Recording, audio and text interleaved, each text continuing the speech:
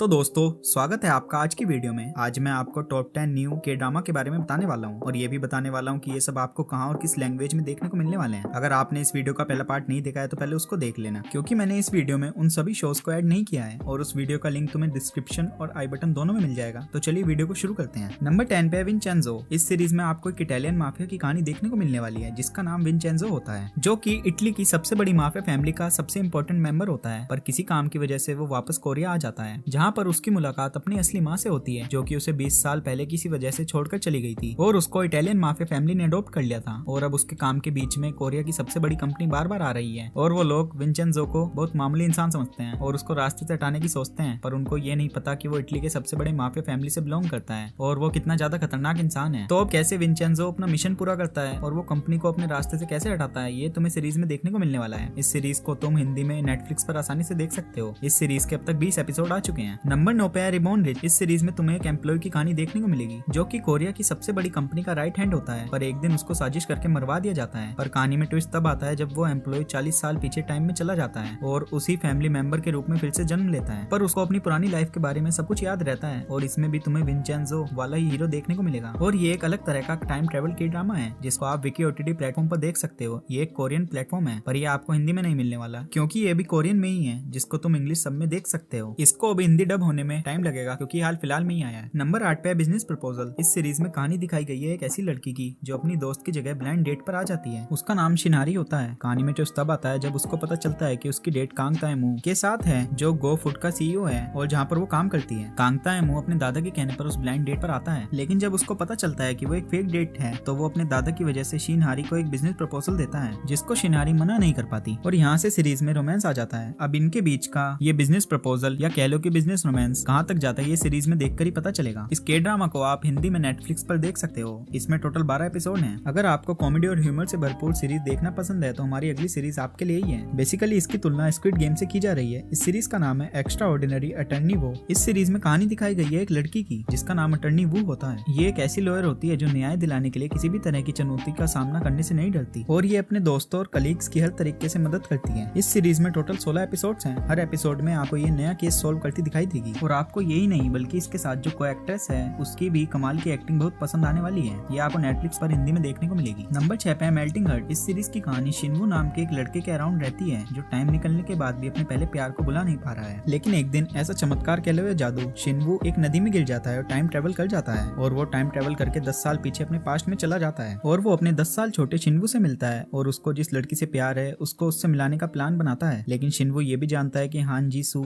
जो उसकी क्रश है वो भी उसको पसंद करती है। अब 10 साल छोटे लड़के को फ्यूचर वाला शिनवू कैसे अपनी रानी से मिलाता है ये आपको सीरीज देखकर ही पता चलेगा। इस सीरीज के टोटल 10 एपिसोड हैं और हर एपिसोड 1 घंटे का है। ये आपको MX प्लेयर पर हिंदी में देखने को मिलेगी। नंबर 5 पे मिसिंग द अदर साइड। इस सीरीज में कहानी दिखाई गई है एक ऐसे गाँव की जहाँ लापता और मृत लोगों की आत्माएं होती हैं और इसमें लापता शवों को खोजने और उनके लापता होने के पीछे की मिस्ट्री का पता लगाने के लिए खोज की जाती है। फिर एक दिन उस गाँव में एक लड़का आता है जिसका नाम किम्बुक होता है, जो रोजी रोटी के लिए ठगी करता है, जहाँ उसको जल्दी लापता लोगों के कई रहस्यों का सामना करना पड़ता है। जहाँ पर उसकी मुलाकात एक आदमी से होती है जिसका नाम जंग पान शोक होता है। वो एक रहस्यमय इंसान होता है जो लापता लोगों का पता लगाता है। वो डुओन गांव और बाहरी दुनिया के बीच का संबंध है। वह उस लड़के को अपना फ्रॉड पार्टनर बना लेता है और वहाँ के मामलों को सोल्व करता है। अब वो कैसे इन सब का पता लगाता है ये आपको सीरीज देखकर ही पता चलेगा। इसके टोटल 12 एपिसोड हैं और हर एपिसोड 1.5 घंटे का होने वाला है। ये आपको नेटफ्लिक्स पर हिंदी में देखने को मिलेगी। आई थिंक बहुत रोमांस हो गया गाइस, तो अब एक एक्शन से बड़ी सीरीज की बात करते हैं। सीरीज का नाम है माई नेम। दोस्तों मैं अपना नाम नहीं बता रहा आपको, सीरीज का नाम ही है माई नेम। इस सीरीज में कहानी दिखाई गई है एक ऐसी लड़की की जिसका नाम यूजीवू है और उसके पिता एक गैंगस्टर हैं। इसके 17 बर्थडे की रात में इसके पिता को एक डाकू गोली मार देता है जिसकी एक गवाह बनती है और पुलिस उसको ढूंढने में लग जाती है, लेकिन पुलिस उस हत्यारे को ढूंढ नहीं पाती है, जिसकी वजह से वो लड़की अब उसके पिता के करीबी दोस्त और उनके बॉस के पास जाती है ताकि वो उसका बदला लेने में उसकी मदद कर सकें। और वो इंसान उसको अपने ग्रुप में रख लेता है और उसको लड़ने की ट्रेनिंग देता है, साथ ही अपने गैंग के कामों में भी लगा देता है। तो अब ये लड़की कैसे अपने पापा का बदला ले पाती है और उसके पापा को किसने मारा था और क्यों, ये सब आपको सीरीज में देखने को मिलने वाला है। ये सीरीज आपको हिंदी में नेटफ्लिक्स पर आराम से मिल जाएगी। नंबर 3 पे माई सीक्रेट रोमांस। इस सीरीज में कहानी दिखाई गई है एक ऐसे लड़के की जिसका नाम चार्ल्स जिन वूक होता है और वो एक अमीर परिवार का लड़का होता है और जो एक बहुत बड़ी कंपनी चलाता है, जिसको सिर्फ शॉर्ट टर्म लव ही पसंद है। वो एक बहुत बड़ा प्ले बॉय होता है, लेकिन उसको एक दिन एक लड़की मिलती है जिसका पहले कोई लवर नहीं था, तो वह बदल जाता है। इसके बाद वो उस लड़की से एक रिजॉर्ट में मिलता है और दोनों में काफी अच्छी दोस्ती हो जाती है। पर एक दिन वो लड़की अचानक से गायब हो जाती है और उसको ढूंढने पर भी नहीं मिलती। 3 साल बाद जब दोनों वापस मिलते हैं तो वही सब बातें ताजा हो जाती हैं और कैसे वो लड़का अपने प्यार को वापस पाता है और इस बार जाने नहीं देता, ये आपको सीरीज में देखने को मिलने वाला है। इसमें टोटल 14 एपिसोड हैं और हर एपिसोड लगभग 50 मिनट का होने वाला है। ये सीरीज आपको नेटफ्लिक्स पर हिंदी में देखने को मिलेगी। नंबर 2 पे है बिग माउथ। इस सीरीज में कहानी दिखाई गई है एक लॉयर की, जिसकी परफॉर्मेंस बहुत खराब होती है और वो एक दिन एक हत्या के मामले में फंस जाता है, जिसके जीतने के चांस सिर्फ 10% होता है और वो अपना खुद का केस हार जाता है और अपने जीवन भर की कमाई सारी खो बैठता है। और ये खबर सुनकर उसकी पत्नी उसको तलाक दे देती है, लेकिन उसको एक बहुत बड़े केस के मामले में बुलाया जाता है। अगर वो इस केस को सॉल्व कर लेता है तो उसकी लाइफ पूरी तरह से ठीक हो जाएगी। अब आपको देखना है कि इतना खराब केस लड़ने वाला वकील इस केस को कैसे जीत पाता भी है या नहीं, ये आपको सीरीज देखकर ही पता चलेगा। इसके टोटल 16 एपिसोड हैं, ये आपको हॉटस्टार पर देखने को मिलेगी। नंबर 1 पे स्वीट होम। इस सीरीज में कहानी दिखाई गई है एक ऐसे लड़के की